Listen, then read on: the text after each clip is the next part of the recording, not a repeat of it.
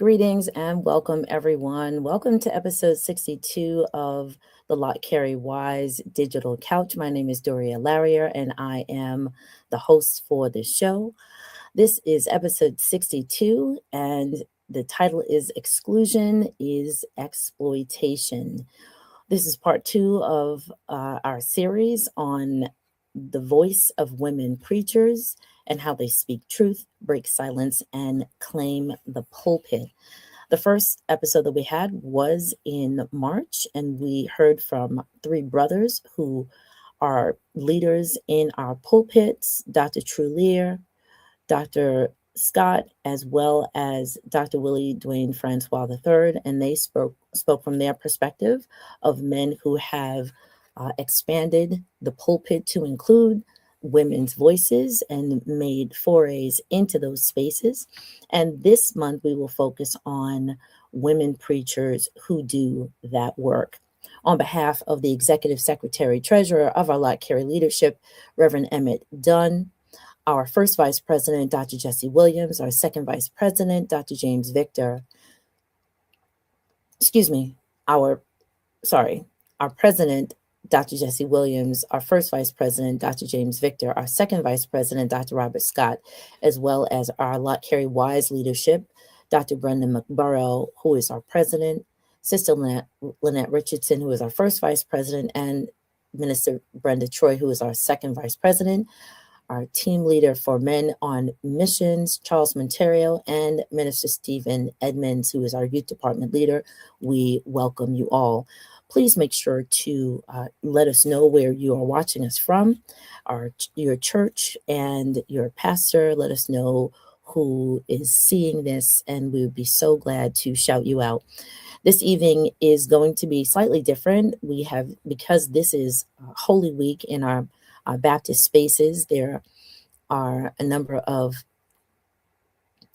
other services that people are attending. And so you will actually see two pre-recorded conversations with myself and our guests for this evening.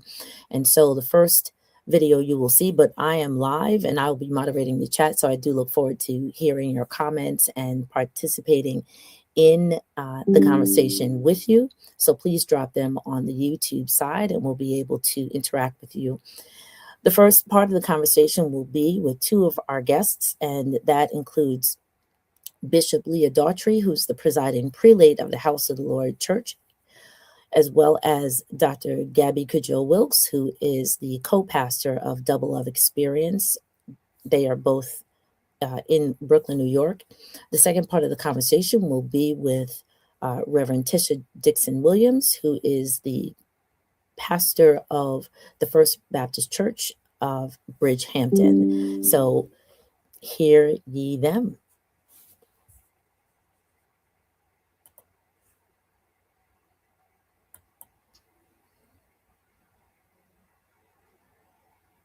Yes, and that is Bishop Leah Daughtry and Pastor Gabby Cudjoe Wilkes. They are both respected individuals in their places and spaces. And if you do not know them before, you will definitely know them in a variety of ways during this conversation. Let's begin with our first question. The question is about calling versus containment. So you were called by God, but also often constrained by the church. How have you navigated the tension from the pew to the pulpit between divine calling and institutional limitation without allowing your voice to be shrunken? Well, I'll start. This is always a challenging question for me because I grew up in a denomination that did not observe differences in gender when it came to ministry. So I didn't actually realize that this was a problem until I got to seminary. In our church, I was surrounded by women deacons and women pastors and women bishops. So it just didn't occur to me that this was an issue until I got to seminary and I listened to some of my sister students talking about their aspirations to pastor or to lead and the challenges that they were having in their denominations, and I just said, "What do you mean?" I just, it was not my experience. And so I came to understand, and to, as I listened to them, some of the challenges that they were experiencing. And so I became more attuned to it in my own life and in the work that I chose to do. And my question for them always was, why do you stay there? And why do you stay in a place that won't accept your gifts? And why don't you go somewhere that loves God enough to honor God's call on your life? And so I still struggle with that, because now I'm the presiding bishop of our denomination, and I'm not the first woman in our denomination. Our first female presider was in 1952. So it wasn't, so I still struggle with that when I hear my sisters talking about it. And I always want to push them to go where your gifts can be accepted, go where your gifts will be honored, go where you can do the work that God has called you to do. God didn't call you with a lid. So why are we allowing other folks to put lids on God's calling on our lives? Ooh, I love that, Bishop. That was so powerful. Thank you so much for having us, Doriel. And I will say, so I locate myself as a third generation Black woman preacher because my mother is a retired minister. She received her credentials in the AME church and then ultimately served the AME church for 20 plus years and then retired as a UMC minister. She's retired now. My sister is a Gen X minister. And I'm a millennial minister. And so, even though my sister and I are siblings, we are of two generations. And that does show up in the different affordances we've had in ministry, just as time has continued to unleash some more doors and more women have been knocking down more doors, right? So, I say that to say I have a very unique positionality here as well. Similar to Bishop, I did not originally grow up seeing any challenges with women clergy because I spent the first 9.5 years of my life on the East Coast. I was living in Massachusetts. My mother comes out of St. Paul A&B Church in Cambridge, Massachusetts. And she was on staff before I was in her womb while she was on staff, and it was no problem. We then relocated to Texas. My mother was the first woman uh, chaplain of Paul Quinn College at HBCU in Dallas, Texas. It was not until I got to Texas where I saw how ugly sexism is in the pulpit. I literally had classmates telling me in school, your mom can't be a preacher. God doesn't allow women preachers. What? I literally had experiences where I saw males, Black men, block my mother from being in pulpits, and the stories go on for days. And so it was jarring for me to go from such a place of freedom where it wasn't even a conversation, to Bishop's point, to then seeing the literal gender oppression. Even as she was able to rise, it was always met with critique.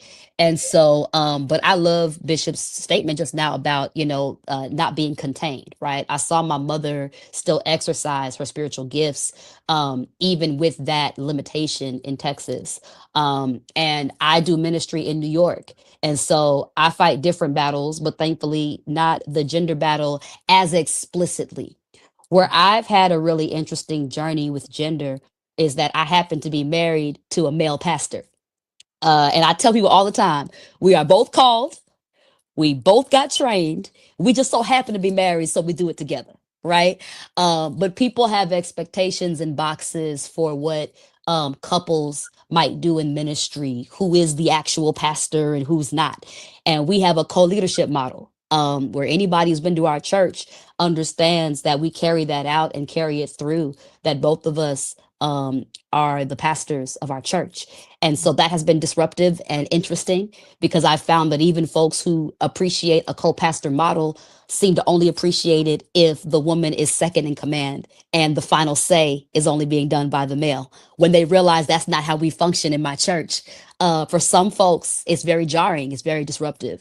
And so the way that I stay outside of the container and don't allow it to be contained, I follow the tradition my mother has set for me that I've seen all my life, which is you need to be aware of what's going on around you. You need to be aware of whatever oppression might be there because of your gender, but you've got to do what God's called you to do anyway. And one thing that I'm really proud of is the way that my husband and I move in ministry. Many have told us at first it was jarring to them, and then down the line, it became instructive for them. It helped them be a little bit kinder to other clergy couples. It helped them slow their assumptions, and so forth and so on. And so I just try to be authentic and consistent, but I am not oblivious to the fact that I have inherited some privileges that generations before me, women in ministry, have fought to knock down.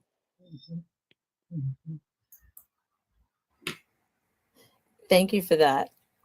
The conversation about being contained and having, for you, Pastor Cudjoe Wilkes, having the opportunity to have your mother and other people in your family and even the church that you were raised in, similarly with you, Bishop Daughtry, of having a community that didn't shy away from that and actually, supported and promoted that.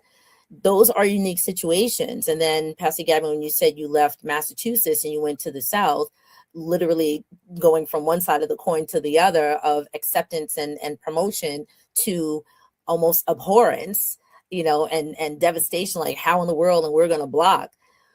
What did that feel like in terms of your response to keep going forward? Because for some people, if they're brand new to that, they may say, oh yeah, I guess I was stepping out of the box. But in essence, both of you were in boxes that was a warm reminder of who you really are and who you should be. So to people who are not familiar with that collegiality, what was able to keep you moving forward, even though people around you who are new to that thought were thinking, I don't really know why you're here. Like, what kept you going?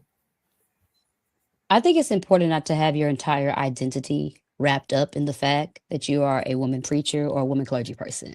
Like, if that was my be all, end all way that I moved through the world, I probably would have been crushed a long time ago. Because what I have found is that you are always captive to somebody else's imagination of what a minister should be. And so even if you're in a quote unquote affirming space where on paper they believe in women clergy, you still gonna get mother so-and-so who wants a male pastor at the bedside when she's sick. You still gonna get brother and sister so-and-so who, you cool to key within the hallway, but you're not gonna officiate their wedding or christen their baby. Like, you still gonna have people's assumptions. And so I think for me, at Double Love, at this point, we have ordained 5 women clergy, and I have 1 in training now, right? So it's an interesting paradigm where just like the clergy that have come to us have been women. And each of them, I tell them both sides of this spectrum so they won't be surprised. But I always tell them, but don't let it be an excuse for you not to do what God is calling you to. But it does give us the ability to choose. Like Bishop said, you could do ministry anywhere. So in some places that are continually oppressive in ways that it literally attacks your own self-worth and self-being, I go with Bishop. You might need to find another place to do your ministry work. Some are called to stay on the wall and be that change, but I think we have to be attentive to the spaces that we're in, and not let our identity only be in people who call us to preach or provide pastoral care, because that can really mess with your psyche. Yeah, I don't know that I have much to add to that. I think for me, it underscores the importance for women before they even get to ministry, how important it is for us to affirm the skills, the abilities, the talents of girls as they are growing up.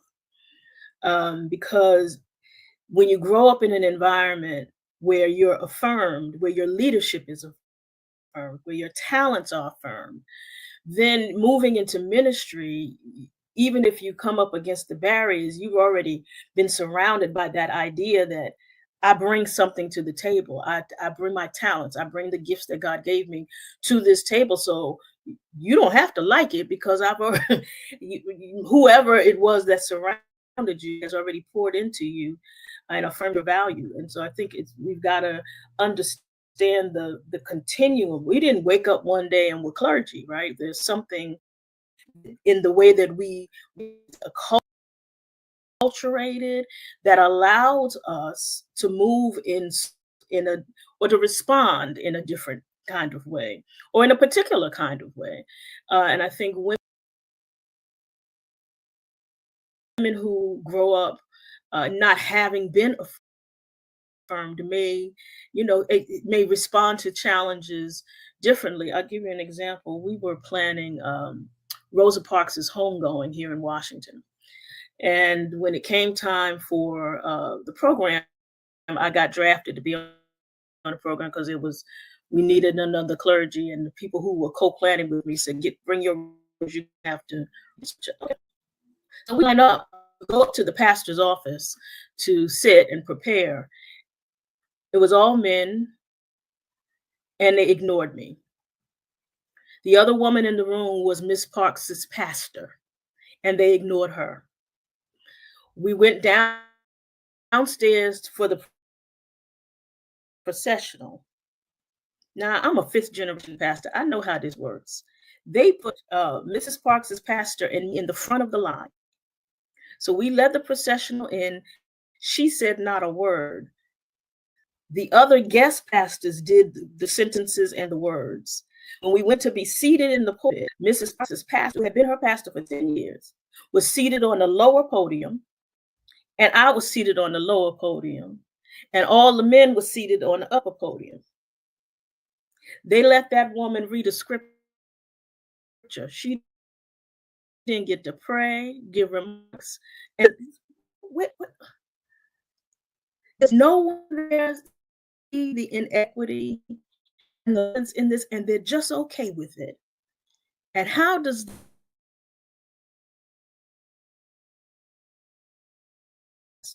10 years? And I think if I was a different kind, I was mad for her.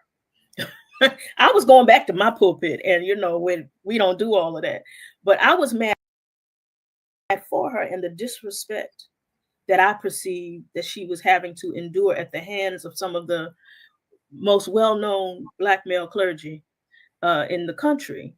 And although I was mad, and I did say something about it to one of them later, and he's like, I didn't even think about it. So how do we raise awareness? And sometimes that means being on the wall, but being the one on the wall that is sounding the alarm, and not being the one on the wall that's just watching. Those watchers are necessary, but sometimes you need to be the one with the horn saying, no, don't do this again. This isn't fair. It isn't right. It isn't equitable, and not on my watch. Excellent. Excellent. And actually that brings us to our second question. And so at what point and how do we call people out? How do we do that with tact, but also with tenacity? And so let's move on to from survival to reformation. So you too, and our other guests will be in part of this conversation as well, as women who have broken barriers and shifted narratives. What must continue to change structurally and spiritually, so the next generation, but really some of the people who are still here now, can lead without having to fight the same battles. So prior to the second part of this question, you have definitely both spoken about being in the room because somebody else was in the room before you. But when you show up in spaces, and particularly, thank you very much for sharing this Rosa Parks, example, that you can be a helper, you can be on the sideline, you can, as you said, like maybe read a scripture, but you can't give remarks. As you said, Pastor Gabby, you can, and I'm just quoting you, you can kiki like in the hallway, but no, we need the real person to officiate the homegoing, or to bless the baby, or to bless it. Can't be a real marriage, or it can't, the person ain't really going home to be with the Lord if the female. And so how do you fix your face, as our parents would say, go, afterwards, tap them on the shoulder or pull them by the elbow a little bit and say, "Can I have a word with you?" How do you do that? How do you do that? What does that sound like? What does that feel like? Tactfully, so that you can, of course, maintain your name as well.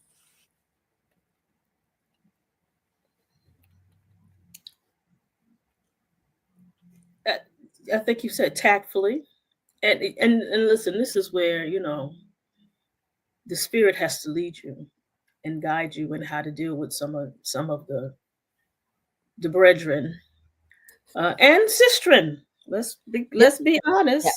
Yes. And for some, I think it's a calling out, but it's also a calling to, or calling forth to something higher. It's like, do you realize? And I've said this to some of my male friends recently. If you put out another flyer for another Holy Week service with all men, I'm gonna talk about you on Facebook. I think I heard you say that too. Yeah.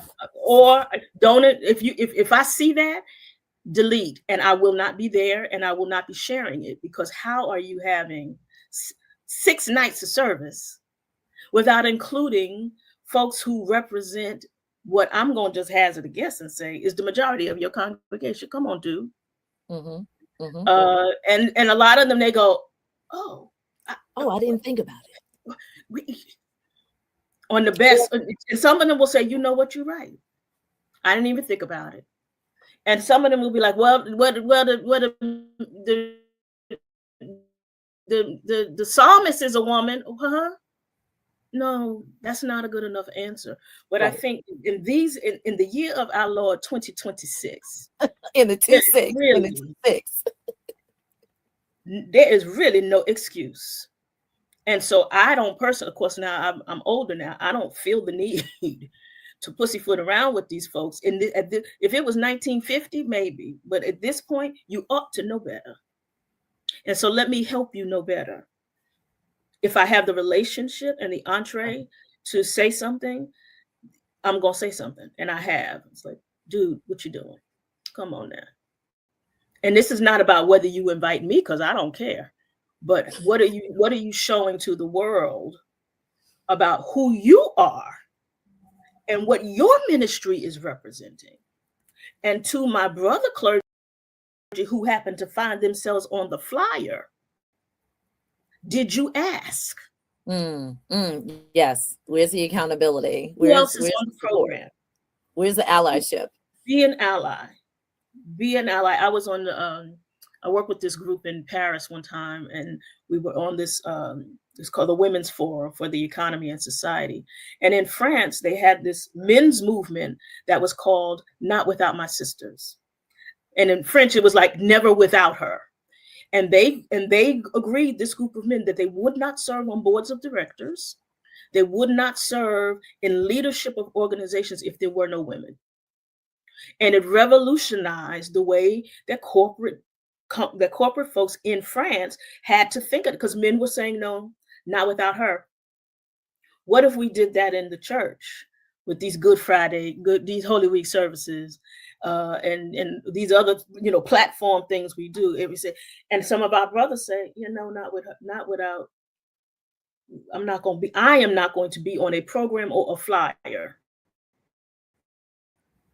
that does not include the totality of God's people. Beautiful, beautiful. So I just looked it up. It's jamais sans elle. Yeah, jamais sans elle. Yeah. Not without her. Oh, I love that. The question is, how do we call? Would you give me the question one more time? Sure. So how do you call people out about that? How do you name it? Tactfully, but to pull someone's coattail, or what's the robe? What's the big fancy robe called? The robe, right? The hem of the garment. Oh, I like that. How do we pull the hem of the garment? Say, excuse me. Not that I'm the woman with the issue of blood, but I'm the woman with an issue. Right. How are we gonna do this? So I think Bishop nailed it. And I think what I would add is we have to really, I think, assess what our end goal is when we call out. because I do believe in calling folks out to hold them to accountability. But I also believe we have to think about this culture that we're in social media, where everyone just wants to go viral. And sometimes we call folks out for things that we don't have context for, that we don't have a relationship with, that we just want to go viral as the person who called them out. And it doesn't always land the way we think it's landing, because we never thought through, what is my end goal here? Like, what do I actually want to see happen here? And so I would just, speaking to I statement, most of the times if I am calling somebody out, Facebook probably won't know, because I am probably picking up that phone, calling so and so, texting so and so. When I say so and so, I mean the person who actually is the culprit, not just gossiping about the girl. Did you see what so and so said? And usually, this is just Pastor Gabby. Usually, I'm not doing it in the moment, because I have experienced folks being defensive in the moment. At that point, their social capital is hanging by a thread.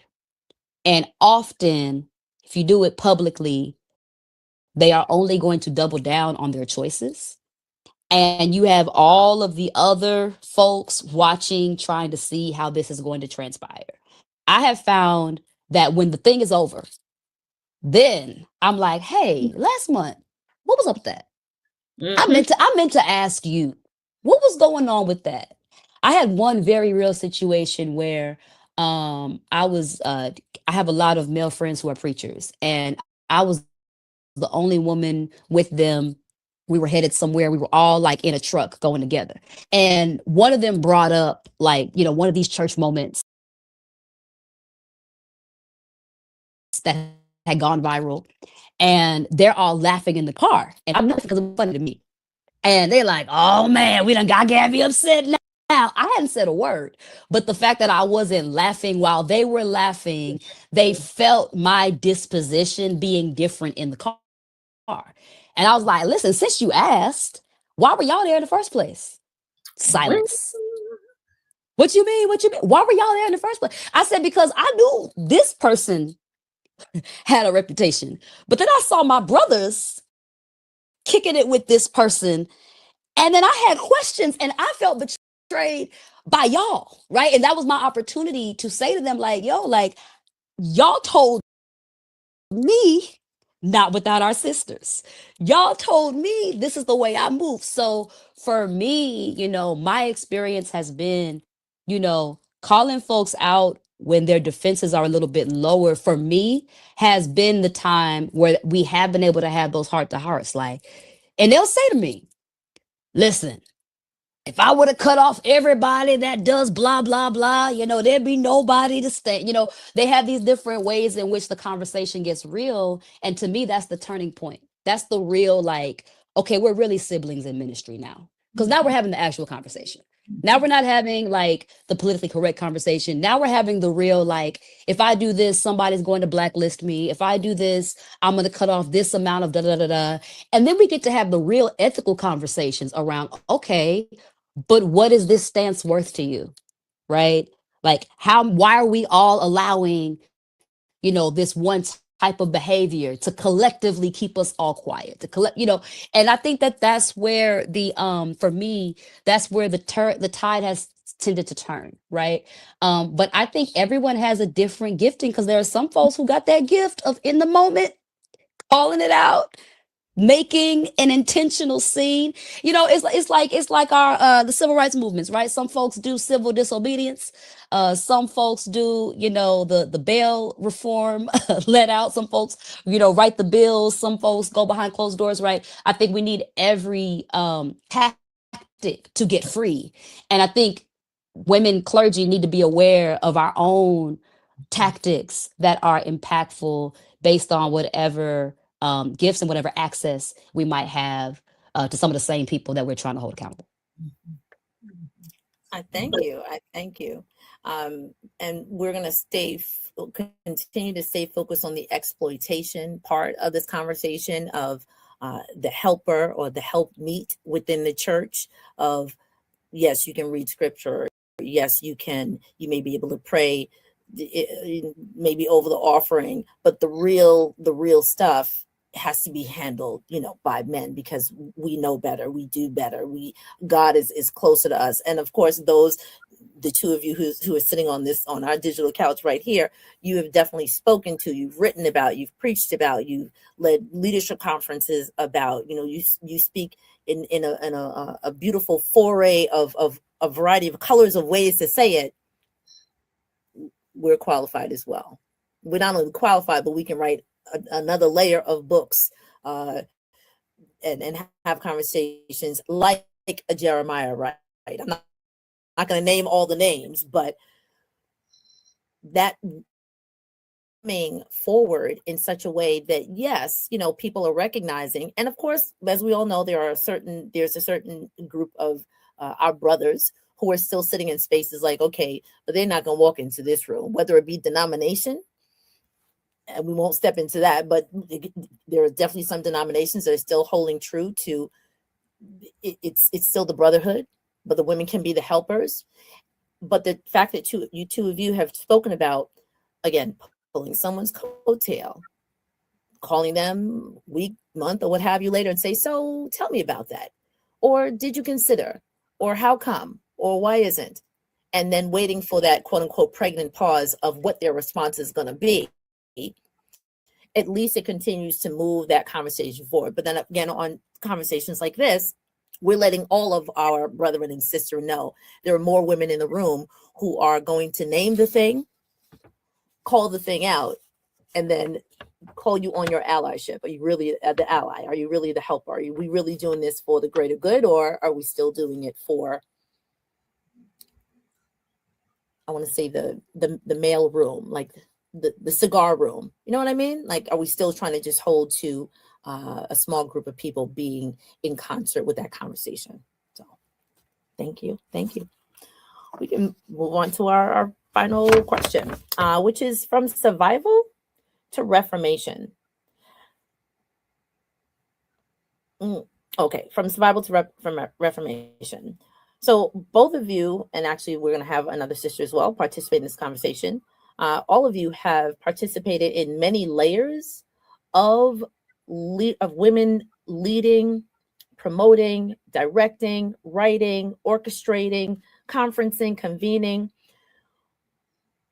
And you all have either organized or been a part of the panels, a part of the deep conversations. Can we name some texts that you may use that you stand on in addition to the Bible that support your work as women leaders? Name a women's circle or a convening or conferences that exists now that help, of course, sustain you and empower the other women like you who are doing this work, but also continue to open the doors wider for the next generation of women leaders and women clergy, pastors, bishops, who are going to come alongside and behind you. Mm-hmm. Go ahead, Gabby.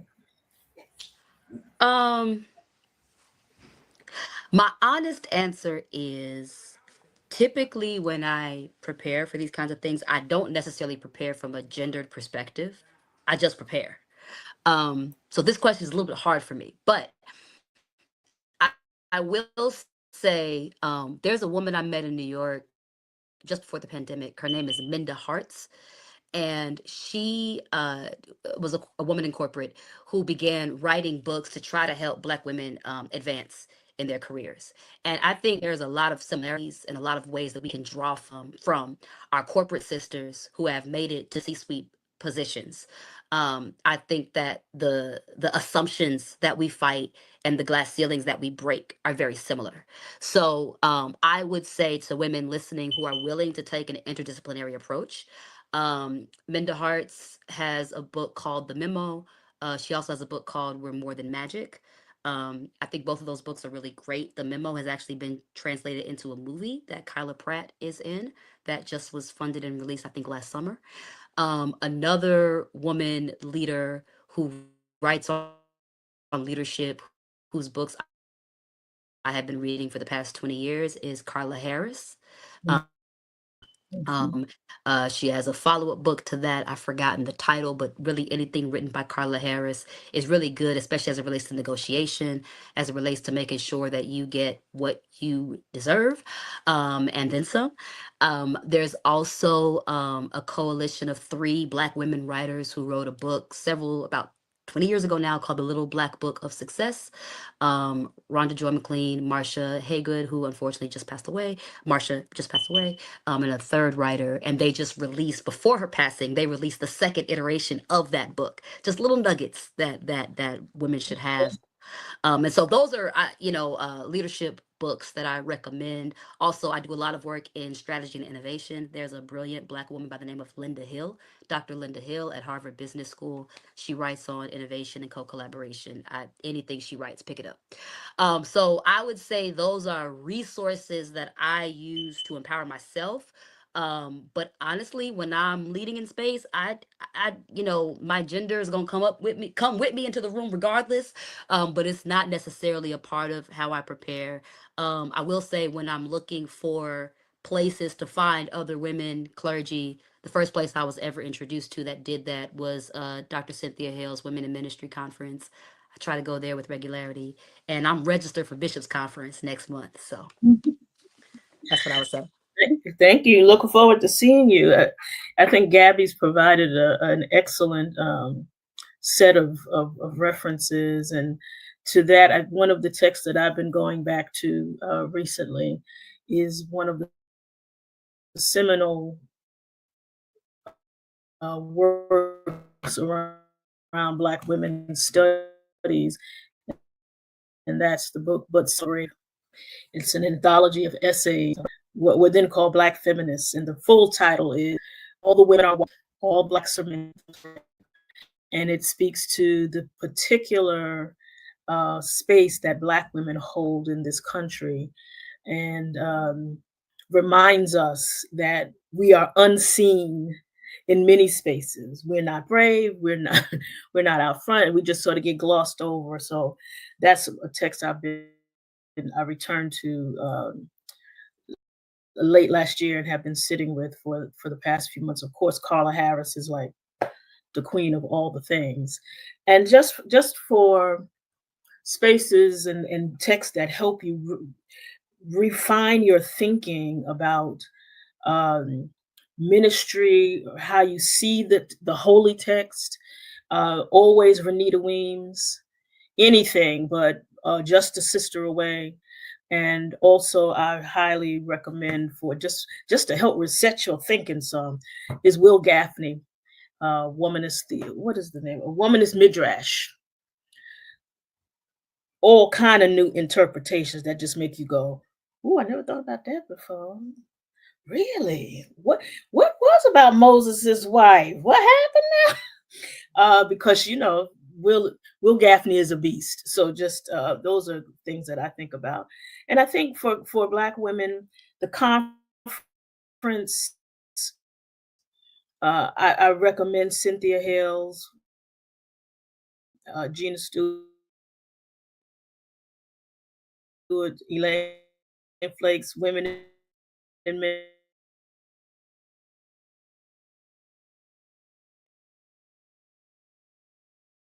Everybody's welcome at Power Rising, which is my conference by, for, and about Black. It's coming up soon in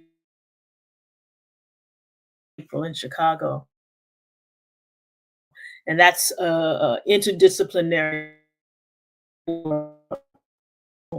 And this year we haven't even announced this.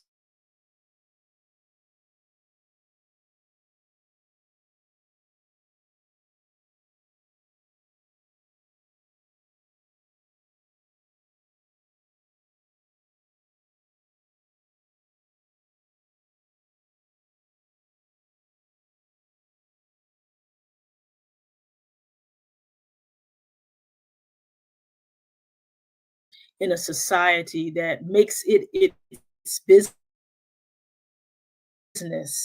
to dismiss, to demean, to diminish us. And so we have to find spaces where we can be. and poured into, and help us to remember what we originally believed about ourselves.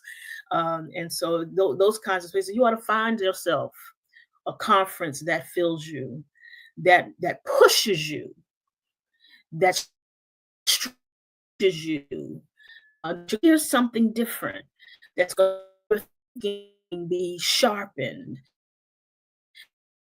to meet people that you wouldn't ordinarily meet, refine you and do even better at the work that God has called you to do, whatever that work is. So find your conference, find your space, find your circle, find somebody to follow that you can listen to. Get the books and all of that, but there's nothing like human interaction to really pour into your being, your soul, your work, your space, and to help move you to the place that God has called you. I feel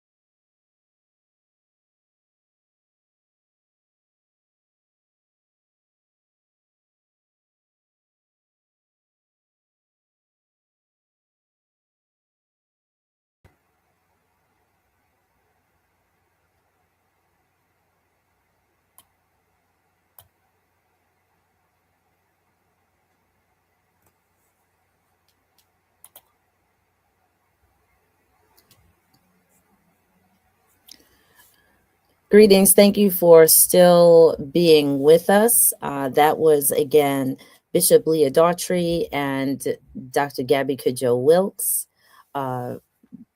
Bishop Leah Daughtry of House of the Lord Church and Dr. Gabby Cudjoe Wilkes of Double Love Experience. And now we will hear from Reverend Tisha Dixon-Williams of First Baptist Church of Bridgehampton. Is about your calling versus your containment. So you were called by God, but often constrained by certain patriarchal views of the church. How have you navigated the tension between the pew and the pulpit, between divine calling and institutional limitation, without shrinking your voice? So thank you so much for having me. It's a pleasure to be on this platform. I answered that by saying I made a decision very early on when I started preaching that I was not going to defend my call. It was very clear to me it wasn't a conference call. So that was between me and God. God called me, and I felt like, and still to this day, that God would confirm me and that God would affirm me. And my job was to show up authentically and do what God had called me to do. And that if I did that, it would be God who would defend me, that there would really be nothing that I would have to say in order to defend myself. And that has worked very well for me in this space. I think I didn't want to be stressed. The call is stressful enough without thinking about, as you say, the containment and all that comes with that. So my goal was to always just focus on the call. Focus on what God called you to do and let God take care of the rest. And that's pretty much what I have done. So let's think about the actual theme of this discussion, which is exclusion equals exploitation. Mm-hmm. That your gifts can be used in a part of the church, in one section of the aisles, but not necessarily in leadership, running not just the pulpit, but the actual church for you in this particular case. And what is your thought about looking at how the relegation of your role and responsibility can be, let's say, down the aisle, but not at the front? What are your thoughts about that? Mm-hmm. So I think that's unfortunate, especially now in this day and age in 2026. I think it's terribly unfortunate that we're still dealing with this, that we even still have to have this conversation.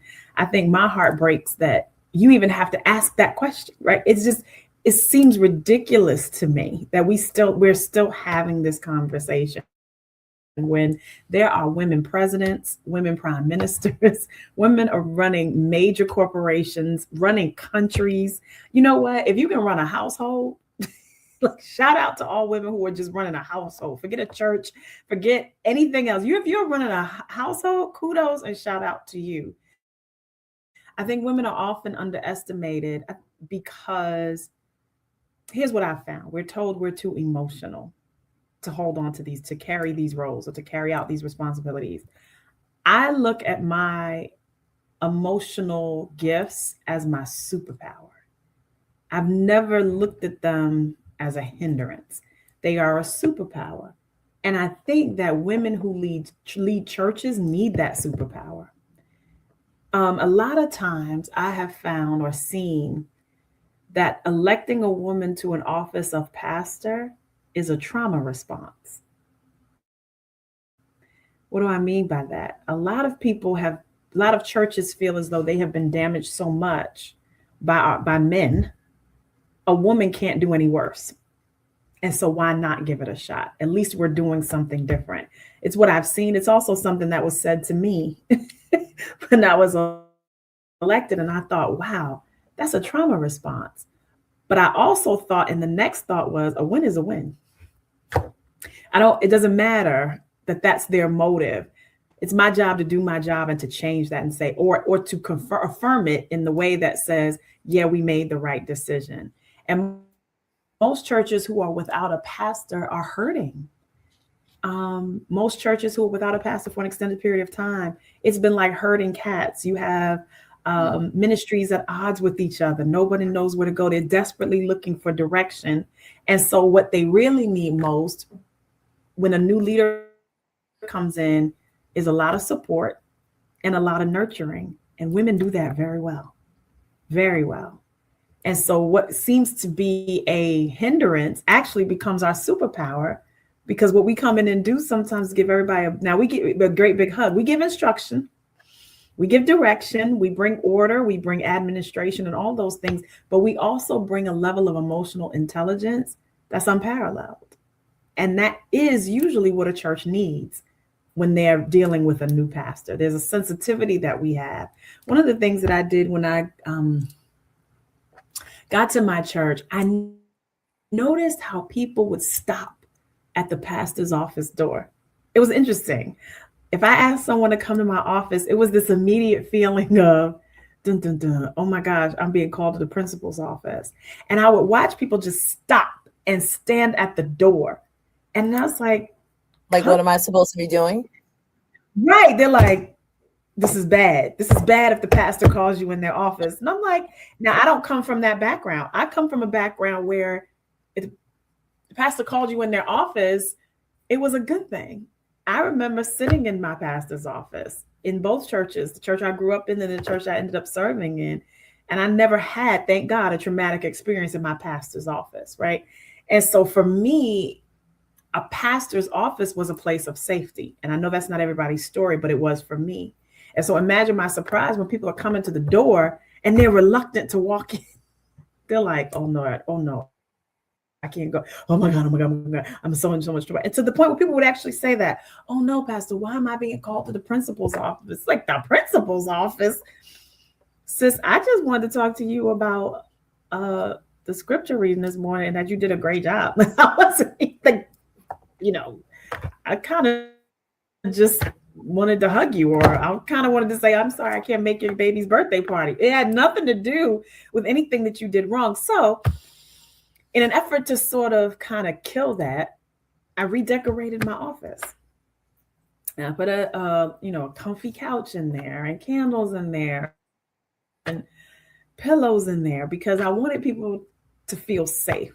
So it's like, maybe the decor will change it. And now people come in my office and they'll sit on that couch and I say, be careful with that couch because you'll end up in a nap. They'll grab a pillow, sit on it. So I tried to shift the paradigm a little bit so that people felt safe around their pastor. And I think those are things that women think about that maybe our brothers don't always think about. And that's okay. But I think we come with a set of, like Liam Neeson said, I have a special set of skills think we come to the table with a special set of skills that ought to be celebrated instead of looked at as our greatest weakness.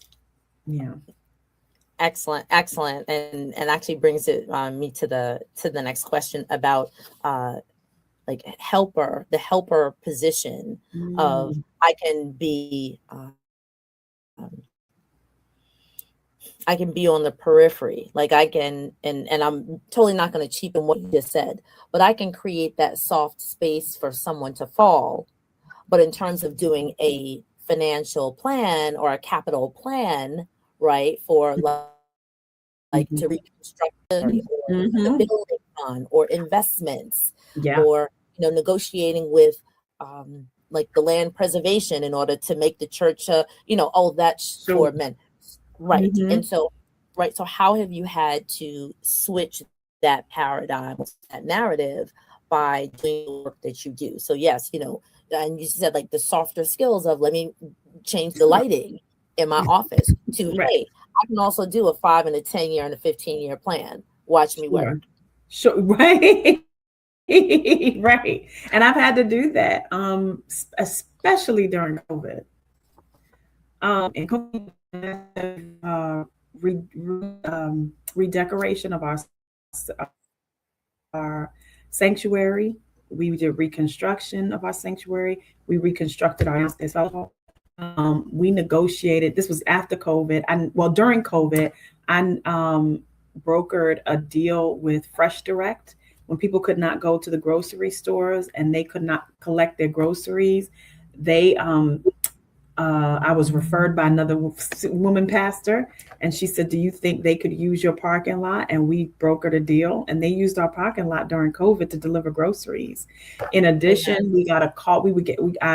Another deal that we had was with a production company working with HBO on a major television show, and they used our parking lot to park their cars and their vehicles while they shot on location. And it went so well that they just recently called us back last year and said, "We're doing another show. Can we use your parking lot again?" Here's what's interesting about that. There were other places they could have gone, but it was because of the relationship that I had developed with them. Even last year, they were like, "We want to come back to you. We can go other places, but you guys were so kind to us. We want to come back to you." Another entity, that a dog rescue, spent 3 weeks in our parking lot this past, 1 week, in our parking lot this summer with rescue dogs. So things like that. I'm a creative thinker, creative out of the box. And what do we have at our disposal? One of our best resources really is our parking lot. It's open space, it's free space that really is mostly occupied on Sunday. So why not use it to create some revenue for the church? So it ended up being, our parking lot ended up being a revenue producing asset, and we didn't even know it. So things like that. Right now, we're about to embark on a capital campaign for our church. We implemented for our 100th anniversary. We're going to be 102 in May. For our 100th anniversary, in reading the church history, learning that our church was started with a $2,000 mortgage and a $1 down payment. And so what I did was, my sermon for that Sunday, I closed it with the idea of $1 and a dream. Do you remember that old New York lottery slogan? All you need is $1 and a dream. Yes, I'm a part of that era. Right. And so now that's what we have. We have our $1 and a dream campaign, because the folks who built our church and founded our church did not know what that $1 would brought. We are the beneficiaries of that. We are the manifestation of this $1 100 years later. They didn't know what was going to happen when they invested that $1. And so now we have a $1 and a dream campaign where we have a separate plate, a separate line item on Give a Five for $1 and a dream. And people give their dollars. And the idea is that we will be able at some point to either put a down payment on or build sustainable housing somewhere in the Long Island area for people who don't have homes. One of the things that breaks my heart the most is when we have people who are homeless or unhoused, let me say that, who sleep in our parking lot. And when I find out about it, the first thing I say is, "You're welcome here to stay here. We'll do our best to maybe provide you a few nights in a hotel as we can help you find housing. But how amazing would it be if the church had housing, for people who find themselves in hardship, and we can provide that. So I've done all of those things from the business side, and I brought that with me. I've been an entrepreneur. I've been a business owner, 14 years in corporate America, working for the largest media company in the world. So I came with all of those things. I remember when I first came and there was a funeral. I don't know why everybody decided to die when I came. It was crazy. They were like, okay, we got a pastor now. We can go. I did a lot of funerals when I first got there. They were holding on. They were holding on for a pastor, right? They were holding on for somebody to eulogize them. And so I remember I was in my office and I actually created the program. And one of my mothers walked up, she saw me doing it, and she's like, finally, we got a pastor that can do something. She said, a pastor that can do some stuff. So, because some of those things were outsourced. And she's like, you did this? I said, yeah, these are things I could do in my sleep. Finally, we got a pastor that can do some stuff. Now, that was good and bad, because I didn't want to be pigeonholed into doing funeral programs. But I say that to say I came with more skills than just the ability to preach. I came with skills that can grow a business, grow an entity. I came with a corporate side, and that served me well. It's been great. Mm-hmm. Thank you for sharing that. Let's chat about survival to reformation, from survival to reformation. So as women who have broken barriers and shifted narratives, what must continue to change structurally and spiritually so the next generation of women can lead without having to fight the same battles? You definitely had doors that were open for you. You're still working through how you are supporting women for the next generation. In this response, is there a text that you lean on, or that you can lean on for inspiration, a women's circle, a conference, mentor that has carried you across the aisles? So many. There's a couple of things that come to mind. So when I was installed ambassador, Susan Johnson Cook gave me this advice, some of the best advice I've ever gotten. She said, never sacrifice your femininity. She said, because your femininity is directly attached to your divinity. And she's like, you don't have to sacrifice that. It's the God essence in you. That is who you are. And so you should always embrace that. That was phenomenal advice that she had given me. I think one of the pieces of advice I give to people, especially those that I mentor, is it's more important to be in the room than be on the program. I'm going to say it again. It's more important to be in the room than be on the program. If you can be in the room, learn what you can, glean what you can, connect with who you can, you will get on the program. It's about relationships. And I know most people are eager to, when am I going to preach? When am I going to do this? When am I going to do that? Be in the room. If there is a program that, a fellowship, a program, something that's happening, a talk, a lecture, a symposium, register. Avail yourself to these things. Be in the room. Because you'll start to see the same people. You'll start to meet. Well, didn't I see you? Wait, I saw you at Women in Ministry in Atlanta, didn't I? Or I saw you. Didn't I see you at IC3?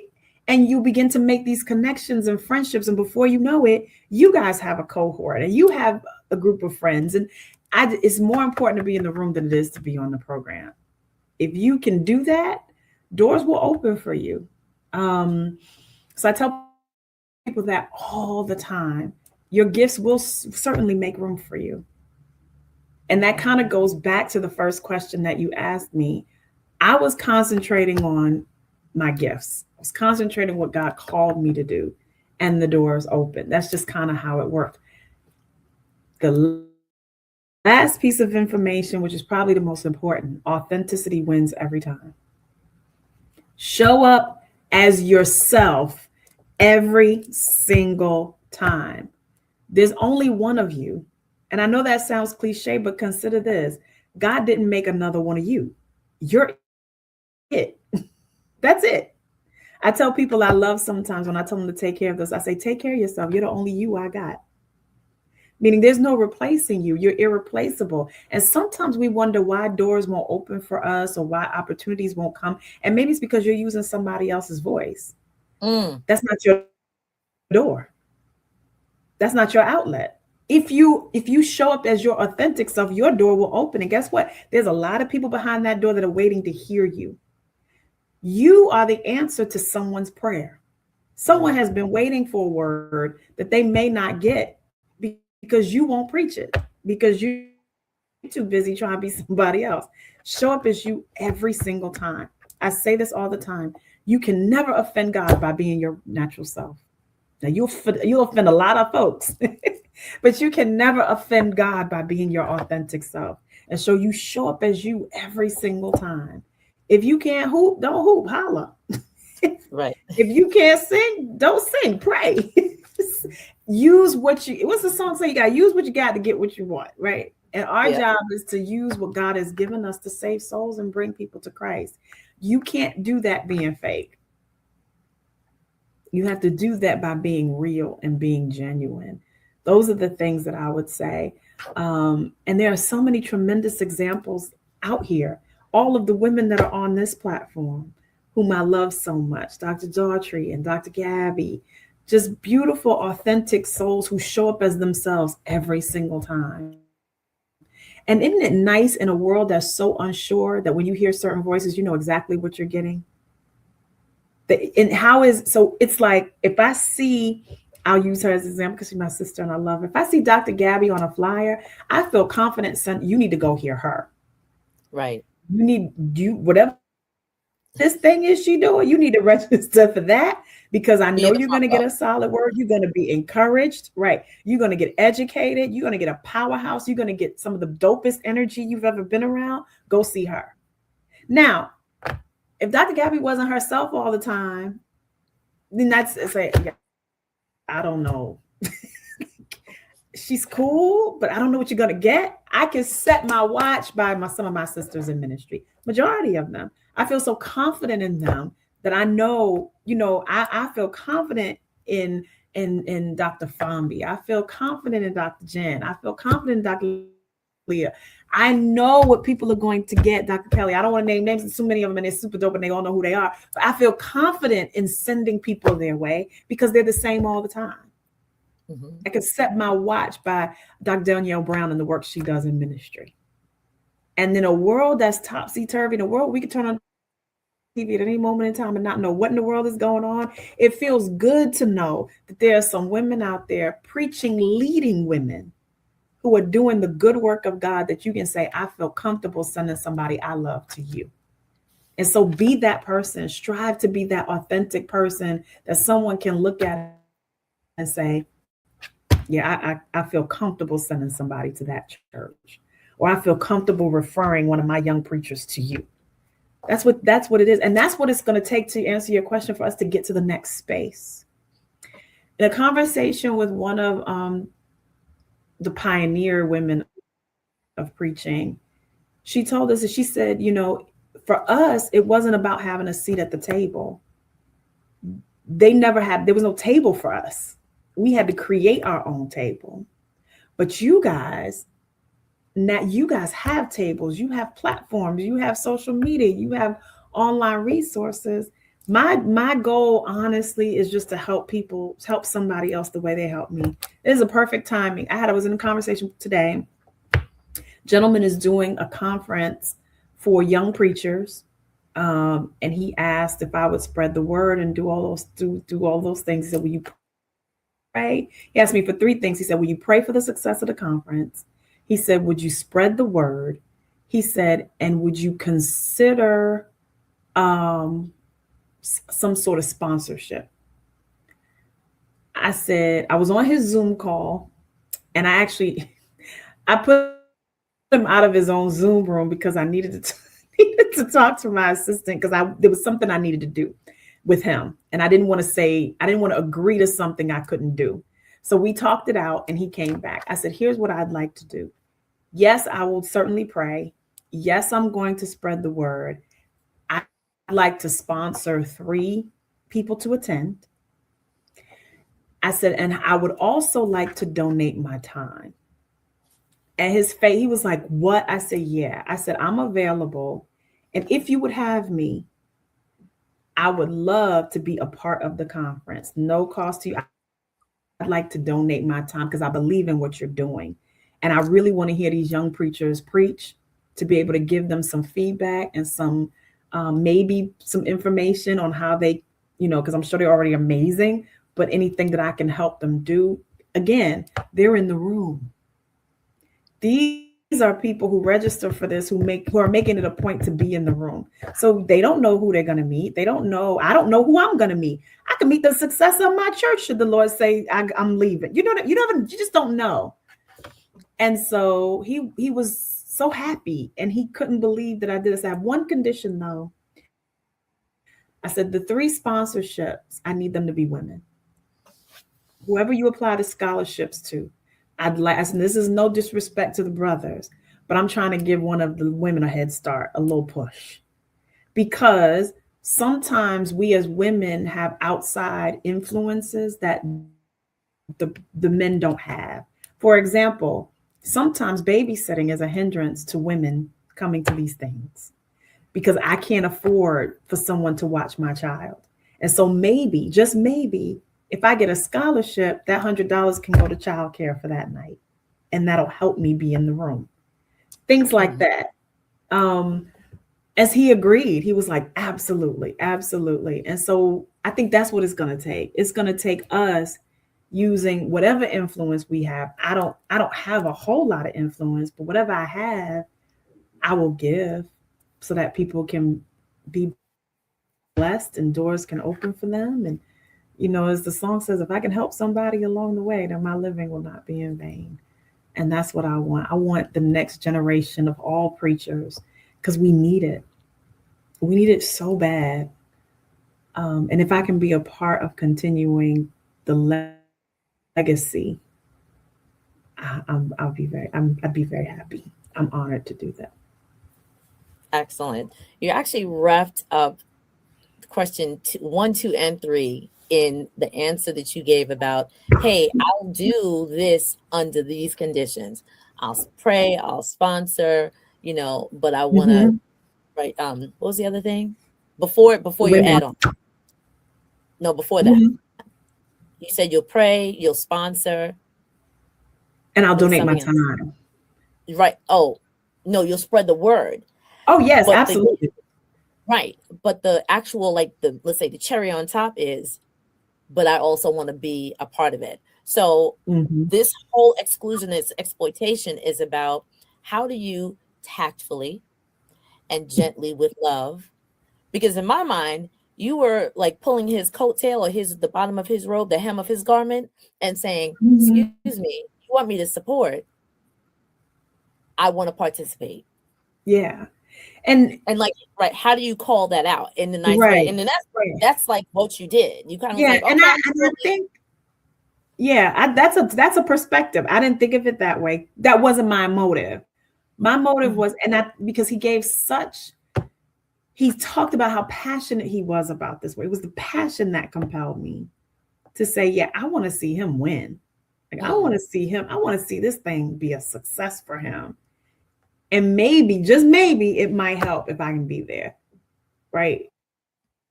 If I can, I don't know, help in some way, because he has the lineup is amazing. He don't need me. But it was my way of saying, I believe in the work that you're doing, and I think it's great. And I had the window so I could do it. Yeah, I had the window so I could do it. Now, to your point, I think it may be another circumstance that could be the thing to do. Yeah. In another circumstance where she was just so genuine and passionate and excited about what he was doing. But maybe in another context, that is the right move.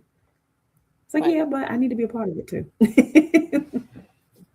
Because as I'm envisioning what you were describing, and you said, in essence, the look on his face changed. And that he was excited. He was thrilled. Oh, good. Excellent. Yeah, he was like, really? I was like, yeah, sure. Because it sounds like a bunch. It sounds like great fun, actually. I was like, I'd love to hear this. And maybe, it's like, you never know. You might be getting a sneak peek on the next great one. You just don't know. And that's what we're all here to do, is to support, women, be in all the spaces and places that God has brought them to. But sometimes sometimes men and women might say, I think this is probably this work right here is relegated to the brethren. This work over here outside of the pulpit is best suited for women.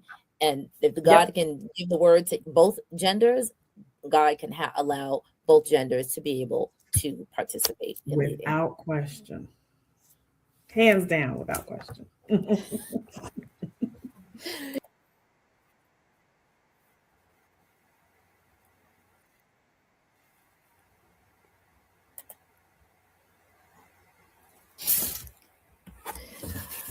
And so that was our conversation. Exclusion is exploitation. Exclusion and exploitation in the church profoundly shapes both the worship practices and the global witness of women.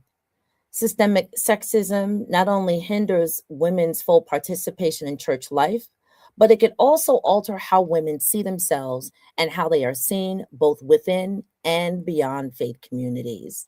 There is an impact on worship, an impact on witness, and an impact on the world. But when churches and the leadership, when they embrace and recognize women's spiritual authority, the result is a more holistic, authentic, and credible faith witness. And such environments foster resilience, healing, and a compelling testimony of Christ's inclusive love. I want to thank you for staying with us. I want to thank you for joining in. Thank you to Reverend Dr. Angelita Clifton, who partnered in this conversation, and the support, of course, of our Executive Secretary Treasurer, Reverend Emmett L. Dunn, who pushed this theme forward of exclusion is exploitation. Thank you so much for joining us this evening, and we look forward to seeing you next month, the first Thursday in May, where we will continue this work with some new guests, some new topics, because we are here to serve, not just locally or nationally, but globally, on how gender-based violence and oppression impacts our witness in the world, and also supports the work that we do here on the ground within our churches. Peace and blessings. We thank you so much for your support, and we look forward to seeing you in our next conversation.